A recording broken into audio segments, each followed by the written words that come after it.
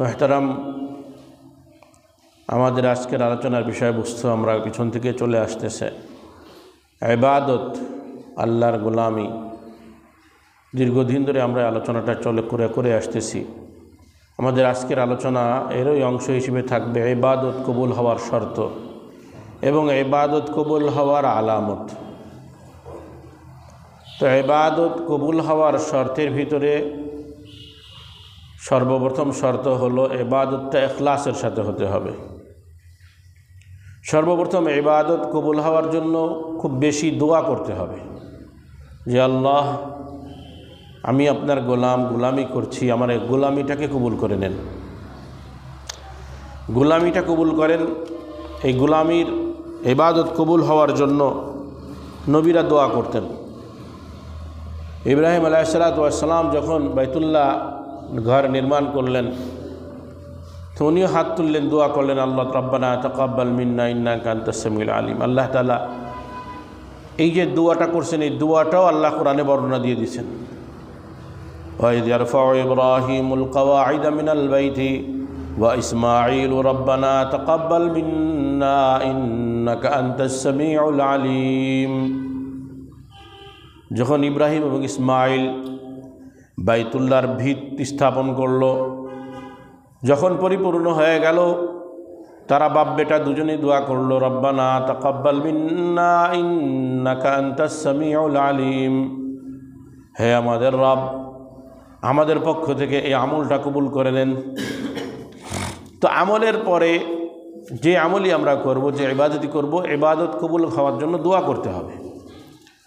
রাসূল করিম সাল্লাল্লাহু আলাইহি ওয়াসাল্লাম ইবাদত যখন করতেন, কোনো একটা ইবাদত করলে, যেমন রোজার ক্ষেত্রে একটা হাদিস পাওয়া যায় যে রাসূল রোজা রাখার পরে দোয়া করতেন, আল্লাহুম্মা লাকা সুমতু ওয়া আলা রিজকিকা আফতারতু ফাতাকাব্বাল মিন্নি।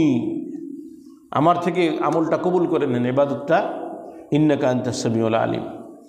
তো এইভাবে সাহাবা একরামও খুব পেরেশান থাকতেন, আতঙ্কিত থাকতেন যে আমার আমলটা কবুল হইল কিনা। সাহাবা একরামের মর্যাদা কেমন মর্যাদা! সব সাহাবা ছেড়েন, আবু বকর, ওমর, উসমানের দিকে তাকান। আবু বকরের শান কেমন, ওমরের শানটা কেমন, এত মর্যাদাশীল ব্যক্তিত্ব, এরপরেও তারা থরথর করে কাঁপতেন, না জানি আল্লাহর কাছে আমার আমল কবুল হয়েছে কিনা। আমরা তো 5 ওয়াক্ত নামাজ পড়েই মনে করি অনেক বড় বুজুর্গ হয়ে গেছি, পীর সাহেব হয়ে গেছি, আর মাঝে মধ্যে যদি নফল পড়ি তাহলে তার কোনো কথাই নেই। আমাদের অবস্থা এমন হয়ে গেছে, আমরা মোটামুটি দিনের কিছু জিনিস শিখছি, মনে করছি আমরা বড় হুজুর হয়ে গেছি। অমুক হুজুর আর তমুক হুজুর কি, অনেকে এরকম বলে বসে, কিন্তু বেয়াদবি বলে, না বুঝ অবুঝ বলে ফেলে। রাসূল করিম সাল্লাল্লাহু আলাইহি ওয়াসাল্লাম বলতেছেন, ইন্না আহলাদ দারাজাতিল উলা লা ইয়ারাহুম মান তাহতাহুম।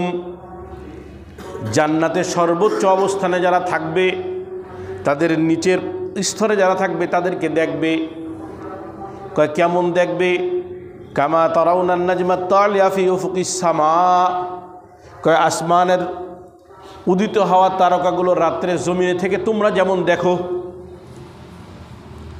তারকা কত উপরে! জান্নাতের সর্বোচ্চ মর্যাদাশীল যারা হবে তাদের নিচের স্তরওয়ালারা তাদেরকে দেখবে। কয় কেমন দেখবে? কয় যেমন তোমরা তারকাগুলো দেখতেছো। আর শুনে রাখো, ওয়া ইন্না আবা বকরিন ওয়া উমর মিনহুম। আর আমার আবু বকর, ওমর হলো তাদের মধ্যে একজন। কত মর্যাদা! আবু বকর তো জাতা লোক না। তাবুকের যুদ্ধে আল্লাহর রাস্তায় সব কিছু বিলাই দিল, ঘরে একটা কাপড় রাখে নাই, সালা দিয়ে চট দিয়ে জামা বানায়া কাপড় বানায়া পরছে। রাসূল করিম সাল্লাল্লাহু আলাইহি ওয়াসাল্লামের কাছে সম্পদ যখন নিয়ে আসছেন, আল্লাহ রসুল জিজ্ঞাসা করে, আবু বকর ঘরে কি রেখে আসছো? আবু বকর রাদিয়াল্লাহু তাআলা আনহু বলেন, আল্লাহর রসুল রেখে আসছি। জিবরিল আমিন চলে আসেন। জিবরিল আমিন রাসূল করিম সাল্লাল্লাহু আলাইহি ওয়াসাল্লামের কাছে আসছেন, শরীরে চটের পোশাক। আল্লাহ রসুল জিজ্ঞাসা করেন, জিবরিল, শরীরে চটের পোশাক কেন? ইয়া রাসূলুল্লাহ, আল্লাহ তাআলা আজকে আসমানবাসীর জন্য হুকুম জারি করছে, আবু বকরের সবাই যেন চটের পোশাক পরে। আল্লাহ তাআলা আপনার আবু বকরকে সালাম জানাইছে, আর সে মুআল্লার থেকে আবু বকরের জন্য সালাম আসে। আল্লাহ তাআলা জিজ্ঞাসা করেন, আপনার আবু বকর কি এখনো তার আল্লাহর প্রতি সন্তুষ্ট? রাসূল করিম সাল্লাল্লাহু আলাইহি ওয়াসাল্লাম আবু বকরের দিকে ফিরে, ও আবু বকর, আল্লাহ তো তোমাকে সালাম দিছেন। আল্লাহ জিজ্ঞাসা করছেন, এই যে পরিণতি এখন তোমার, সর্বস্ব বিলাই দিলা দ্বীনের জন্য, আল্লাহ রাস্তার জন্য, এখনো কি তুমি আল্লাহর প্রতি সন্তুষ্ট? আল্লাহর পক্ষ থেকে সালামের সুসংবাদ, আর আল্লাহর উপরে রাজি আছে কিনা এই সংবাদ শোনার সাথে সাথে আবু বকর চোখ বেয়ে অশ্রু ঝরতে থাকে। আবু বকর এমন এক ব্যক্তিত্ব, সেই লোকটা পর্যন্ত যখন গাছের সামনে আসতে, হায় হায়, আমি আবু বকর যদি গাছ হইতাম আমার কোনো হিসাব হইতো না। ওমর কত বড় ব্যক্তিত্ব, কত বড় ব্যক্তিত্ব! আমার হাবিব বলেন, আনা খাতামুন নাবিয়্যিন লা নাবিয়্যা বাদি, আমি সর্বশেষ নবী, আমার পরে কোনো নবী নাই। তবে আল্লাহ যদি আমার পরে আমার খলিফা নবী হিসেবে যদি কাউকে নির্বাচন করত, সেটা ওমর হইতো। কত বড় মর্যাদাশীল! সেই ওমর নিজের উপরে কতটুকু অনাস্থা! আশারায়ে মুবাশশারা, খলিফাতুল মুসলিমিন, আমিরুল মুমিনিন, আমার হাবিবের থেকে একাধিকবার জান্নাতের সুসংবাদ পাওয়া ওমর। সিররে নবী হুযায়ফা ইবনুল ইয়ামান রাদিয়াল্লাহু তাআলা আনহুর কাছে মুনাফিকদের লিস্ট ছিল। কিছু মুনাফিক তো সবাই চিনত, এই কয়েকটা পরিচিত, বাকি আরও যারা গোপনে মুনাফিক, এদের একটা লিস্ট হুযায়ফা ইবনুল ইয়ামানের কাছে ছিল। যখন উমর রাদিয়াল্লাহু তাআলা খলিফা হলেন, আমিরুল মুমিনিন হয়েছেন, কিছুদিন পর পর হুযায়ফা ইবনুল ইয়ামানকে ডাকেন, দেখা করেন, ভাই একটু দেখেন ওই লিস্টের মধ্যে আমার নাম আছে কিনা। জান্নাতের সুসংবাদ পেয়ে যাওয়া সাহাবী, খলিফা, সে বলতেছে, আগে দেখেন না ওই লিস্টের মধ্যে আমার নাম আছে কিনা। পেরেশান, না জানি আল্লাহ তাআলা আমাকে মুনাফিকদের মধ্যে ঢুকাই দিচ্ছে। ওই ওমর বলতেন, যদি আমি শুনি পুরা মাখলুকের মধ্যে একজন ব্যক্তি জান্নাতি, আমি মনে করি আমি ওমর সেই ব্যক্তি। কত বড় আশা, নিশ্চয়তা! আবার সেই বলতেছেন, যদি মনে করি পুরা মাখলুকের মধ্যে একজন ব্যক্তি জাহান্নামী, আমি মনে করি আমি ওমর সে। আমি জান্নাতেরও আশা রাখি, জাহান্নামেরও ভয় করি। এখন আপনি যদি কন আমি ইস্তেগফার পড়ি না, আমি অত দোয়া টুয়া করি না, দোয়া তারা করে, হুজুররা দোয়া করে, কেন দোয়া করে? তাদের গুনাহ আছে, আমার তো কোনো গুনাহ নাই, নাউজুবিল্লাহ। এক পাগল আছে না, ওই যে হজটারে কী করছিল যেন, হজরে মেলা, লতিফ সিদ্দিকি, শুনছেন আপনারা? এই ভিডিও পাইছেন নি? এ বাইসে আছে? আমি তো মনে করছি মরে গেছে। এই ভিডিও সে পরে শুনলাম যে বেঁচে আছে, আমি জানি মরে গেছে। কাদের সিদ্দিকির ভাই, আশ্চর্য! শুনি আমি কিন্তু কি বলে, আবার ভিডিওটা আনছি, এই কি বললো আবার শুনি। এই সমস্ত হুজুররা দোয়া করে, আল্লাহ মাফ করে দাও, মাফ করে দাও। আমি হাত তুলি না, আমি দোয়া করি না। কেন? কারণ তাদের পাপ আছে, এই জন্য তারা কি করে? দোয়া করে। ওমরের কয়টা পাপ ছিল? যার জান্নাতের সুসংবাদ একাধিকবার আমার হাবিব নিজে তার কানে দিছেন, শহীদ হওয়ার সুসংবাদও আল্লাহর নবী তাকে দিয়ে দিছেন, এরপরেও সে গিড়াইয়া কান্দে আর বলে, না জানি আল্লাহ তাআলা আমাকে মুনাফিকদের মধ্যে ঢুকায় দেয়। একদিন রাত্রে হুযায়ফা ইবনুল ইয়ামানের বাসার সামনে আওয়াজ দিছে, ভাই একটু দরজাটা খোলো। আমিরুল মুমিনিন, এত রাত্রে কেন? আমি বলো ভীত সন্ত্রস্ত, একটু আমাকে একবার একটু বলে দাও ওই লিস্টের ভিতরে আমি ওমরের নাম আছে কিনা, আমি ওমরের নামের মধ্যে আছে কিনা একটু একটু বলে দাও। তো রসুলের থেকে যেহেতু নিষেধ, আমার দ্বারা বলা সম্ভব না এই লিস্টের মধ্যে আপনার নাম আছে কিনা। ওমর রাদিয়াল্লাহু তাআলা ফিরে যাবে, হঠাৎ বলে একটু দাঁড়াও। ওমর দাঁড় করায়, ওমর নিজেই দাঁড়ায় গেছেন। ভাই হুজাইফা, আমি ওমর, তখন কিন্তু আমিরুল মুমিনিন, আমি ওমর যদি ইন্তেকাল করি, মারা যায়, তুমি হুজাইফা কি জানাজায় শরীক হবা? কৌশলে বুঝে নিচ্ছে। কেন নয়, আপনি আল্লাহ রসুলের সহচর, বডিগার্ডের মতন ছিলেন, আপনার মতন ব্যক্তিত্ব ইন্তেকাল করলে আমি হুজাইফা কি করে জানাজায় শরীক হব না? আলহামদুলিল্লাহ, নিশ্চিত হয়ে গেলাম লিস্টের মধ্যে আমার নাম নাই। ওই ওমর নামাজের মধ্যে তেলাওয়াত চলতেছে, তেলাওয়াতের মধ্যে হঠাৎ তেলাওয়াত করে বসছে, ওয়াকিফুহুম ইন্নাহুম মাসউলুন। জাহান্নামীদের বর্ণনা এসে গেছে, তাদেরকে দাঁড় করাও, জাহান্নামে যাওয়ার আগেই আমি মাওলা তাদেরকে জিজ্ঞাসা করব, তাদের জিন্দেগির ইবাদতগুলো কেমন ছিল, আমলগুলো কেমন ছিল, তারা জিজ্ঞাসিত হবে। এই আয়াতটা কাফেরদের সম্পর্কে। ওমর এই আয়াতটা যখন তেলাওয়াত করছে বেহুশ হয়ে পড়ে গেছে। এই আয়াতের ধাক্কা এত কঠিনভাবে লাগছে, বেহুশ হয়ে পড়ে গেছে। 1 মাস বিছানা ধরা ছিল ওমর। উসমান রাদিয়াল্লাহু তাআলা আনহু, আল্লাহু আকবার, আল্লাহু আকবার, কত বড় ব্যক্তিত্ব। দুইটা কন্যা পাইছেন, নবীর কন্যা। দ্বিতীয়টা যখন মারা গেছে, আমার হাবিব বলেন, আমার যদি আরো কন্যা থাকতো তো আমি তাকে দিয়ে দিতাম। আল্লাহর কাছে হাত তুলে আমার হাবিব দোয়া করে, আল্লাহুম্মা উসমান রাযিতু আনহু ফারযান আনহু। ও মাওলা, আমি নবী উসমানের প্রতি সন্তুষ্ট হয়ে গেছি, তুমি উসমানের প্রতি সন্তুষ্ট হয়ে যাও। এমন ব্যক্তি উসমান, যার মৃত্যুর সংবাদ শুনে বায়াতে রেজওয়ান গঠিত হয়েছিল, যেখানে স্বয়ং আল্লাহ তাআলা নিজের কুদরতি হাত রাখছে। ওই উসমান রাদিয়াল্লাহু তাআলা আনহু যখন কবর দেখতেন, যখন কবর দেখতেন তো খুব কান্নাকাটি শুরু করে দিতেন। একদিন তার সাথীরা জিজ্ঞাসা করেন, জান্নাত জাহান্নামের আলোচনা যখন হয় তখন তো আপনাকে এত কান্না করতে দেখি না, এত কান্না তো করেন না। উসমান রাদিয়াল্লাহু তাআলা আনহু বলেন, ইন্নাল কবরা আউয়ালু মানজিলিন মিন মানাজিলিল আখিরাহ। ও আমার ভাই, কবর তো আখিরাতের প্রথম মঞ্জিল। ফাইন নাজা মিনহু ফামা বাদাহু আইসারু মিনহু। কেউ যদি কবর থেকে নাজাত পেয়ে যায় তো সামনের পথটা তার জন্য সুগম হয়ে যাবে। ওয়া ইল্লাম ইয়ানজু মিনহু ফামা বাদাহু আসাদ্দু মিনহু। আর যে কবর থেকে পরিত্রাণ পাবে না, তার সামনের পথটা বড় কঠিন হয়ে যাবে। এই জন্য কবর দেখলেই আমি কান্নাকাটি শুরু করে দেই। বড় ভয়ঙ্কর জায়গায় কবর, চিন্তা করছেন? আর একদল বলবে নাকি কবরের আযাব নাই, নাউযুবিল্লাহ। উসমানের মতন লোক কবর দেখে কান্দে কবরের ভয়ে, আর আরেক দল কয় না, কবরে কোনো আযাব নাই, মাটি হয়ে যাবে, সব শেষ, এরপরে যায় একবারে হিসাব নিকাশ হবে। ইমান কেমনে যায় দেখছেন নি কারবারটা?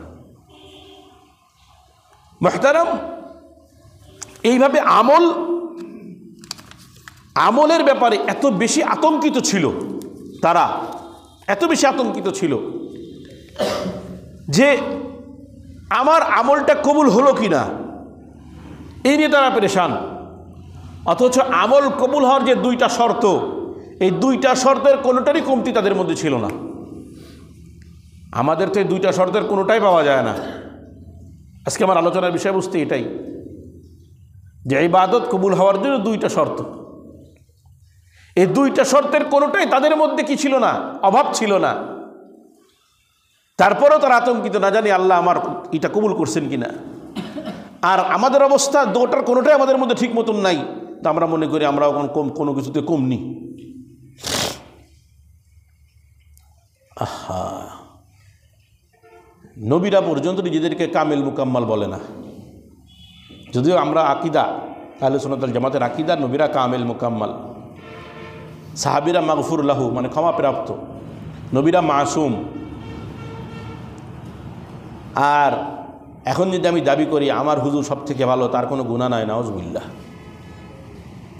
এই অতিভক্তি এত বেশি ক্ষতি করে মানুষকে, জানেন? অতিভক্তি আপনাদেরকে বলতেছিলাম কিনা মনে নেই, নানুপুর হুজুর যখন মারা গেছেন, তো এক পাগল ভক্ত আছে, আম মানুষ বেশি ভক্তি তো অনেক কথা বলে ফেলে না, আর বলতেছে উনি 100 বারের বেশি হজ করছে। কয়শো বারের বেশি? 100 বারের বেশি আমাদের পীর সাহেব হজ করছে। ওরা আমারও তো পীর উনি, নানুপুর পীর আমারও পীর উনি। সে তো বলতেছে যে 100 বারের বেশি হজ করছে। পাশে এক উস্তাদ ছিলেন, দিশে তার এক বেয়াকুব, বয়স যার 73-74, সে 100 বার হজ করে কেমনে? কথাটা বুঝেন নাই? তো অতিভক্তি অনেক সময় অনেক পরিবেশকে নষ্ট করে দেয়। এই যে বেদাত দেখেন, শিরিক দেখেন, সব কিসের জন্য? অতিভক্তির কারণে। আর আমার হুজুর সব ভালো, আমার হুজুরই সব ভালো। আপনার হুজুর যত বড় পীর সাহেব হোক, যতদিন জিন্দা আছে নিরাপদ না। আমার কথা বুঝেন? আমিও বলেন আর আমার হুজুররাও বলেন, যতদিন জীবিত আছে, হ্যাঁ, ঈমান নিয়ে, আমল আখলাক নিয়ে যখন আমার উস্তাদ বিদায় নিবে, আমার হুজুর বিদায় নেবে, হ্যাঁ তিনি ঠিক আছেন, জীবদ্দশায় তাকে মেনেছি। আর যেহেতু ঈমান নিয়ে হকের ওপরে থেকে বিদায় নিছেন, এখনও তাকে মানি। আর একটা হলো হুজুরির ভুল হয়েছে, না আমার হুজুর ভুল করতে পারে না, এটা ঠিক না, ভুল হবে। সেও মানুষ, সেও কি মানুষ। মানুষ থেকে ভুল না হলে মানুষের পরিচয় ফুটবে কি করে? জান্নাত থেকে বের হয়েছে তো ভুল দিয়ে, নাকি? ভুল দিয়ে বের হয়েছে না? এরপরে ভুল করার পরে যখন দোয়া শুরু করছে, রব্বানা যালামনা আনফুসানা ওয়া ইল্লাম তাগফির লানা ওয়া তারহামনা লানাকুনান্না মিনাল খাসিরিন। আমার মাওলাকে এবার দেখ কি মজা লাগে। দোষ যখন বেরোয় হয়ে আসছে, আর মাফ চাও, আল্লাহ মাফ করে দাও, মাফ করে দাও। আল্লাহ কয় আমি তো এটাই চাইছিলাম। অন্যায় করবি, আবার আমার কাছে আসবি, মাফ চাবি, আমি মাফ করে দেবো। এটা মরুমালিন্য না হলে প্রেম হয় না। আমি এর উপরে আলোচনা আগে করছি একদিন, বান্দার সাথে আল্লাহ সম্পর্ক কেমন হবে, তাআল্লুক মা আল্লাহ। আমাদের এই যে মাঝখানে মঙ্গলবার থেকে তালিমি জোড় হবে, ওখানে একটা বিষয় আছে, দেখবেন তাআল্লুক মা আল্লাহ, আল্লাহর সাথে সম্পর্কটা বান্দার কেমন হবে। তো ইবাদত কবুল হওয়ার শর্ত কয়টা? দুইটা। এক নাম্বার ইখলাস। কি? ইখলাস, যেটাকে হাদিসের পরিভাষায় বলা হয়েছে ইহসান। ইহসান কি? ইখলাস কি?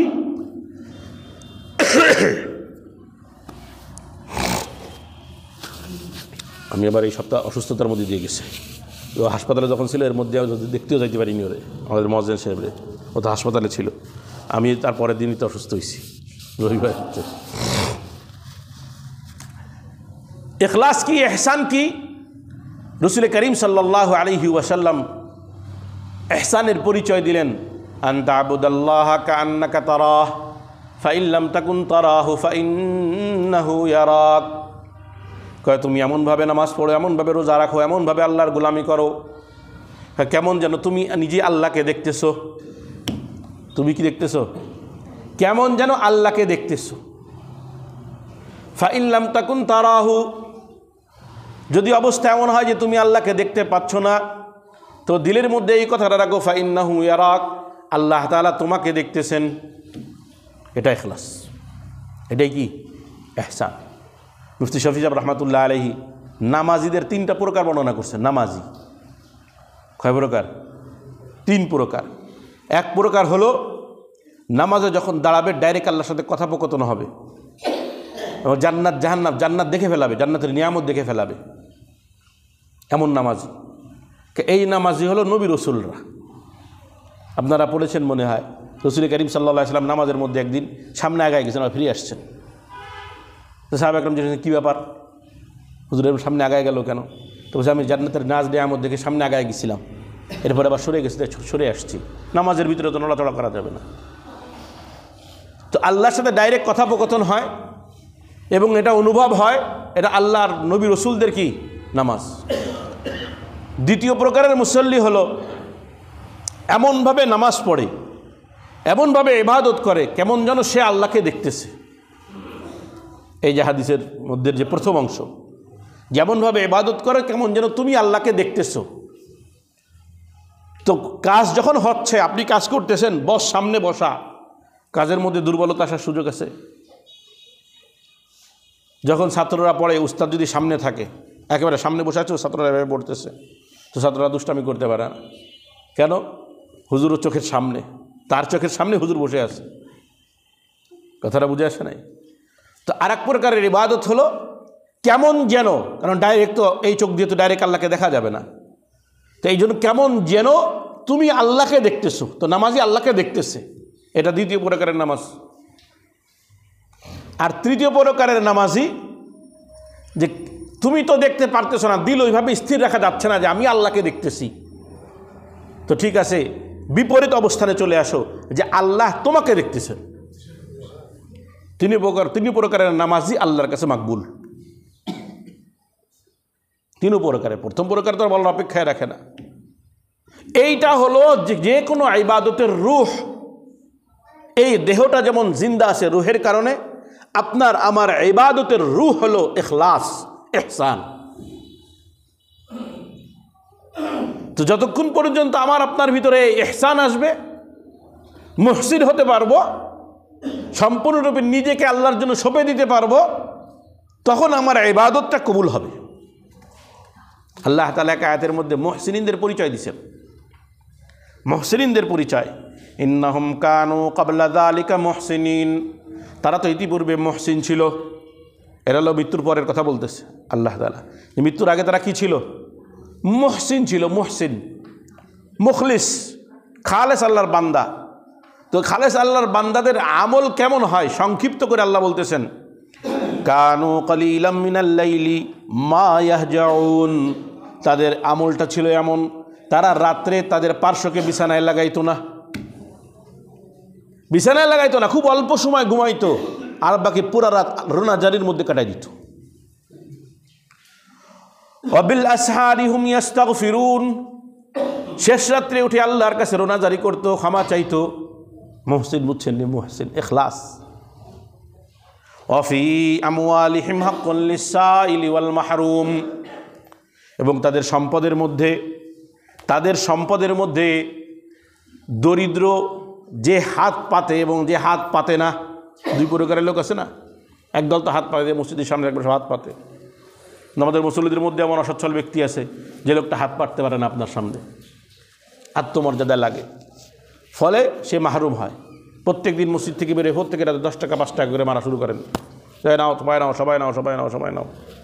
কিন্তু হতে পারে, ওই যে একদিন গল্প দিতেছিলাম না, আমাদের এই হাফেজ সাহেব একদিন কাজে জিজ্ঞাসা করছে যে কোথাতে আসেন, কয় রাত্রে এসি, সকালেতে বন্ধু কত হলো, 6,000 টাকা। বুঝছেন নি? কত আপনার দিনের ইনকাম কত? 500 হবে কিনা সন্দেহ আছে অনেকের, তাই না? আরও এক জুম্মায় 6,000 টাকা ইনকাম করছে। ভিক্ষাবৃত্তির ব্যবসা, কোনো পুঁজি লাগে না, শুধু একটু হাত পাততে হয়, মুখটা একটু বেঁকাতে হয়, আর কি দেন ভাই, ব্যাস। হাদিসের ভিতরে আসছে, এই যে মুখ বিকৃতি করে একটু নিজের মানে গরিব বানায়া যারা ভিক্ষা করে, কিয়ামতের দিন মুখ বিকৃত করে আল্লাহ তাআলা তাদেরকে উঠাবে।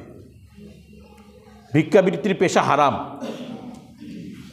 যাচনা করা যাবে, চাওয়া যাবে, মানুষ যখন প্রয়োজন হবে তখন চাবে। একদিনের দুবেলার খাবার, কয় বেলার? একদিনের দুবেলার খাবার যখন আপনার কাছে আসে, আপনার জন্য হাত পাতা আর জায়েজ নেই। কথা বুঝছেন নি? মশলা আগে একদিন জানাছিলাম। আর এক দল আছে যারা হাত পাতে না, বহুত কষ্ট করবে, তারপরেও প্রয়োজন হাত পাতবে না। এদেরকে খুঁজে খুঁজে দিতে হয়, এতে সব বেশি হয়। এক তো গরিবকে খুঁজে বের করছেন, আবার দান করছেন। তা আল্লাহ বলছেন, আফি আমওয়ালিহিম হাক্কুন লিসাইলি ওয়াল মাহরুম, মুখলিস কারা জানো? খাঁটি মুমিন কারা জানো? কয় তাদের সম্পদের মধ্যে যারা হাত পাতে তাদেরকেও দেয়, আর যারা হাত পাতে না, নিজেদেরকে লুকায় রাখে, এদেরকেও দেয়। কাসেম নানুতুবি রহমাতুল্লাহ আলাই, গল্পটা বলবো, সময় নেই তো মনে হয়। কাসেম নানুতুবি রহমাতুল্লাহ আলাই 3 টাকা বেতনে চাকরি করতেছেন, মাদ্রাসায় পড়ান। কয় টাকা বেতন? সেই জামানার 3 টাকা। এখন এক বাহাদুর সাহেব বা খান সাহেব, মনে আমার মনে নেই, অনেক আগে দেখছিলাম কোন কিতাবে গল্পটা, উনি একটা বিশাল জামিয়া বানাইছেন, ইসলামী বিশ্ববিদ্যালয়। এখন ওখানে উলামা একরামের সাথে মশওয়ারা করতেছেন, আপনাদের জানা মতে বড় হুজুর কিরা আছে, যে বড় হুজুরে এই জামিয়ায় যদি প্রিন্সিপালের দায়িত্ব দেওয়া হয় তাহলে এই জামিয়া ফুটবে, তা বলতেছে আমরা যতটুকু জানি তা তো ওই যে দেওবন্দে থাকে কাসেম নানুতুবি, না তো শ্বশুরবাড়ির এলাকায়, যে উনাকে যদি আপনি আনেন তাহলে আপনার জামিয়াটা জামিয়া হবে, বিশ্ববিদ্যালয় হবে। তো বলছে যান, তাকে অফার দেন, আমি এখানে তার জমি সহ বাড়ি করে দেব। অফারটা শুনেন ভালো করে, কি জমি সহ বাড়ি করে দেব, পরিবার নিয়ে থাকার ব্যবস্থা হয়ে যাচ্ছে, তার খানা দানারও ব্যবস্থা সম্পূর্ণ আমার বংশের থেকে আসবে, খান সাহেবরা বিশাল বড়, আর তার বেতন হলো 100 টাকা। কত? এখন উলামা একরামের বিশাল প্রতিনিধি দল গেছে, খেয়াল করেন আমার কথাটা, যা জানাইছে খান সাহেবের প্রস্তাব না বাহাদুর সাহেবের, আমার এখন মনে নেই, যে বাহাদুর সাহেব বাহাদুর বা অমুক খান সাহেব একটা বিশাল মাদ্রাসা করছে, সেই মাদ্রাসাটা আপনাকে দিয়ে সে করতে চায়। দেখবেন অনেক আল্লাহ তাআলা অনেকের বুঝ দেয়, নিজস্ব টাকা পয়সা দিয়ে মাদ্রাসা করে এবার ভালো বেতনে উস্তাদ নিয়োগ দেয়, কিন্তু ওখানে আবার অনেক শিক্ষকরা যাইতে চায় না। ওই ব্যক্তি কেন্দ্রিক মাদ্রাসা হলে অনেক সময় লজ্জিত হতে হয় উস্তাদদের, আপনারা দেখছেন অনেক জায়গা হয় এরকম। যাই হোক, আল্লাহ মাফ করুক। তো এখন কাসেম নানুতুবি রহমাতুল্লাহ আলাইহি বলতেছেন, কি ব্যাপার তোমরা আইসো? হ্যাঁ হুজুর, এরকম অমুকে তো একটা মাদ্রাসা করছে, আপনাকে নিছে, আপনার জন্য সে বিশাল এক বরাদ্দ করছে, এই বরাদ্দ 100 টাকা। 100 টাকা বেতন? না না না, আমার দ্বারা যাওয়া সম্ভব না, আমি এমনি 3 টাকা নিয়ে পেরেশানিতে আছি। কি আছি? 3 টাকা নিয়ে পেরেশানিতে আসে। খুব খেয়াল করেন, কথাটা খেয়াল করেন, দান বাক্সে টাকা ফেলাইতে খুব কষ্ট হয়। আসলে দান বাক্সে টাকা ফেলাইতে কী হয়? খুব কষ্ট হয়। আবার ওইদিকে বাইরে গেলে দুম দালাকা দান করে, নাও নাও সবাই নাও, সবাই নাও, আর সবাই দৌড়ে আসতেছে, সবাই নাও। কিন্তু তারা দানটা কেমন করতো? বলছে দেখো ভাই, আমার তো 3 টাকা বেতন, 2 টাকা বেতনে আমার সব সংসার চলে যায়, মাসের সংসার কি হয়ে যায়? 2 টাকা বেতনে চলে যায়। এই 1 টাকা যে আমি দান করব, এই দান করার লোক খুঁজতে আমার অনেক সময় নষ্ট হয়। আমাকে সময় লাগে 100 টাকা যে প্রত্যেক জুমে আপনারা দান করেন, সময় লাগেনি, মসজিদের সামনে দাঁড়ালেই তো 100 টাকা মুহূর্তে শেষ হয়ে যাবে, তাই না? আর সে কি বলতেছে, এই 1 টাকা দান করতে একজন অভাবী ব্যক্তিকে খুঁজতে আমার সময় নষ্ট হয়। এই জন্য এখন যদি তুমি আমারে 100 টাকা বেতনে চাকরি দাও, তো 98 টাকা দান করতে কতজন আমার খোঁজা লাগবে, এই জন্য আমার দেওয়া সম্ভব না। আশ্চর্য লাগতেছে শুনে, না? আশ্চর্য লাগতেছে যে এরকমও লোক আছে, এখনও আছে, এখনও আছে। আমরা লোভী, এই জন্য আমাদের কাছে মনে হয় এগুলো তো না, যত বেশি পাবো তত সেই দিকে যাওয়া দরকার। আর লোভ সংবরণ করা গেলে আল্লাহ তাআলা অনেক বড় বানায় দেয়। তো মুহতারাম, তো এই কথাটা বলতেছিলাম যে একটা ইবাদতের রূহ হলো ইখলাস।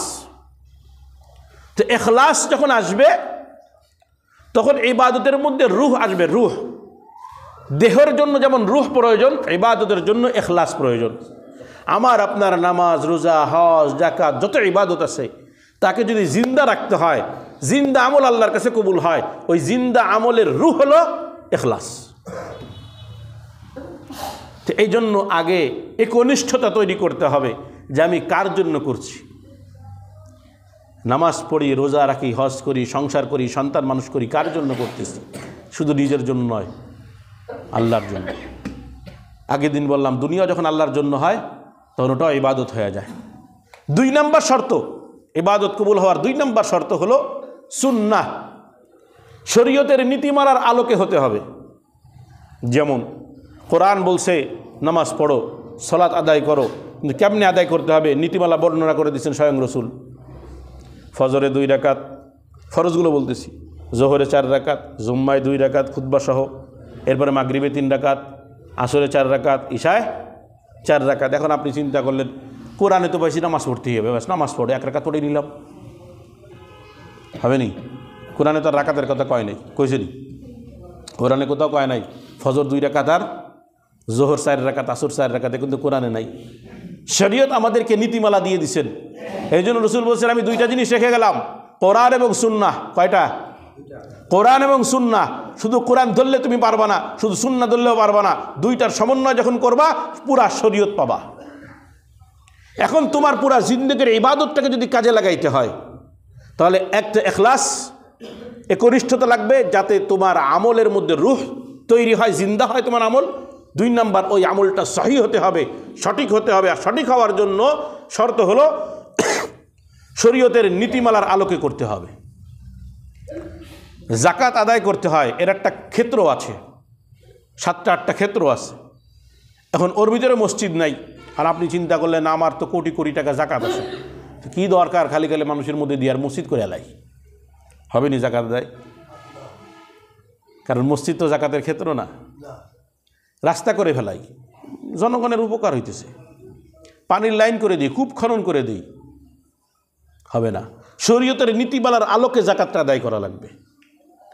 তো যে ইবাদতই করেন না কেন, শরীয়তের নীতিমালার আলোকে যখন হবে ওটা ইবাদত হবে, সঠিক হবে, সঠিক হলেই কবুল হবে। সুতরাং এই 2টা জিনিস থাকতেই হবে। যদি নীতিমালার আলোকে না হয় ইবাদতই হবে না। নীতিমালার আলোকে হলো কিন্তু একনিষ্ঠতা থাকলো না, সহি হয়ে গেল, কিন্তু আল্লাহর কাছে কবুল হবে কিনা সন্দেহ আছে। ওটা সম্পূর্ণ আল্লাহর উপরে ছেড়ে দিতে হবে।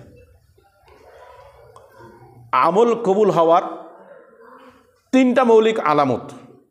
1 নাম্বার, যখন বান্দা ইবাদত করবে দিলের ভিতরে একটা প্রশান্তি আসবে। রাসূল করিম সাল্লাল্লাহু আলাইহি ওয়াসাল্লাম বলেন, মান সাররাতহু হাসানাতুহু ওয়া সাআতহু সাইয়্যাতুহু ফাযালিকাল মুমিন। যার ভালো আমল দিলকে প্রশান্তি দেয়, মন্দ আমল দিলকে অশান্ত করে তোলে, ফাযালিকাল মুমিন, এটা হলো মুমিন। আলা বিযিকরিল্লাহি তাতমাইন্নুল কুলুব। আল্লাহর জিকির তাফসিরে আসছে বিতাআতিল্লাহ, বিযিকরিল্লাহ বিতাআতিল্লাহ, আল্লাহর ইবাদতের মাধ্যমে দিলকে প্রশান্ত করে, দিল প্রশান্ত হয়। রাসূল করিম সাল্লাল্লাহু আলাইহি ওয়াসাল্লাম একদিন সফরে আসেন, ইয়া বেলাল আরিহনা বিসসালাত, ও বেলাল নামাজের মাধ্যমে আমাদেরকে একটু শান্তি দাও। কি বলছে? নামাজের মাধ্যমে শান্তি দাও। আমরা অফিস আদালতে খুব ক্লান্ত হয়ে বাড়ি যাই, একটু বিশ্রাম নিয়ে সরো, কাউ চিল্লা ফাল্লা কইরা না, বিছানাটা ঠিক আছে তো, গা এবার একটু শুই, আরাম নিতেছি, তাই তো? আর আমার হাবিব আরাম নিতেছেন, আর এহনা বিসসালাত, এই নামাজের মাধ্যমে আমার একটু আরাম দাও। কারণ তারা নামাজের মধ্যে মজা পাইত। ইমদাদুল্লাহ মুহাজির মাক্কি রহমাতুল্লাহ আলাইহি বলতেন, আমাদের এই হিন্দুস্তানের সবার পীর, মানে যত পীর দেখতেছেন না হিন্দুস্তান এলাকায়, সবার পীর হলো হাজি ইমদাদুল্লাহ মুহাজির মাক্কি রহমান, ওই একজন গোড়া। তিনি বলতেন, আল্লাহ যদি জান্নাতে যাওয়ার পরে বলে, ইমদাদুল্লাহ তোমার কি লাগবে? তা আমি বলবো যায় নামাজ লাগবে, একটু নামাজ পড়বো। জান্নাতে নামাজ আসেনি? কেন? আরে এখানে তো আর নামাজ নাই। আল্লাহ একমাত্র নামাজেই তোমারে পাইছি, এই জন্য জান্নাতেও নামাজ লাগবে। এটা ইবাদত। তো কবুল হওয়ার একটা আলামত হলো দিলের মধ্যে প্রশান্তি আসবে। 2 নাম্বার আলামত হলো ইবাদত করার পরে ওই ইবাদত দ্বিতীয়বার করার তৌফিক আল্লাহ আবার দিয়ে দিবেন।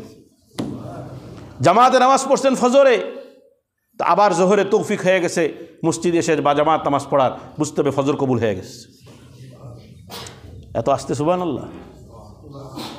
জোহর পড়ছেন, আসরে মসজিদে আসছেন, বুঝতে হবে জোহর কবুল হয়ে গেছে। 3 নাম্বার কবুল হওয়ার আলামত হলো গুনার প্রতি বিমুখতা বাড়বে। ইন্নামা ইয়াতাকাব্বালুল্লাহু মিনাল মুত্তাকিন। আল্লাহ ইবাদত কবুল করে মুত্তাকিনদের। মুত্তাকিন কারা? কয় যারা গুনাহ থেকে নিজেকে বাঁচায় রাখে। তো সুতরাং নামাজ পড়লেন, হজ করলেন, রোজা রাখলেন, যে ইবাদতই করলেন, আপনার ওই ইবাদত আপনাকে গুনাহ থেকে যদি না ফেরায়, বুঝতে হবে ইবাদত কবুল হয় নাই। এই জন্য এই 3টা বিষয় খেয়াল রাখলে দেখবেন কিছুটা দুনিয়ায় বুঝে আসবে আমার ইবাদত কবুল হচ্ছে কিনা। মুহতারাম ভাইও, সর্বশেষ দাওয়াত দিয়ে আমার কথা শেষ করে দেই। যেহেতু শরীয়তের নীতিমালার আলোকে আমল না করলে আমল সহি হয় না, কবুল হয় না। সাজিয়াড়া মাদ্রাসায় আপনারা জানেন, পুরাতনরা সবাই জানেন যে 3 দিন ব্যাপী একটা তালিমি জোড় করা হয়। ওটা কিন্তু কোনো মাহফিল না। ওটা কি হয়?